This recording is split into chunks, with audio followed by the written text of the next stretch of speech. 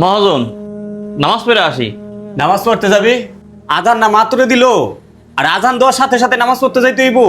নামাজ পড়তে গেলে কাজটি করবো কেটা? কাজের লেগে তো ফরজ নামাজ বাদ দিতে পারি না। তুই যদি এখন নামাজে যাস তাহলে তো আমার কাজে ক্ষতি হইব, আর এই কাজের ক্ষতিপূরণ কে দিব? নামাজ পড়ার জন্য যদি আপনার ক্ষতি হয়, সেই ক্ষতিপূরণ দিতে আমার সমস্যা নাই। তুই যদি এখন কাজ রেখে নামাজে যাস, তোর বেতন থেকে 500 টাকা কাটতে রেখে দিব। নামাজের লেগে যদি আপনি টাকা কেটে রাখতে চান, আমার পুরো বেতনের টাকা কেটে রাখলে কোনো সমস্যা নাই। চলেন যাই, নামাজ পড়ে আসি। তুই যা, আমি পরে যাবো।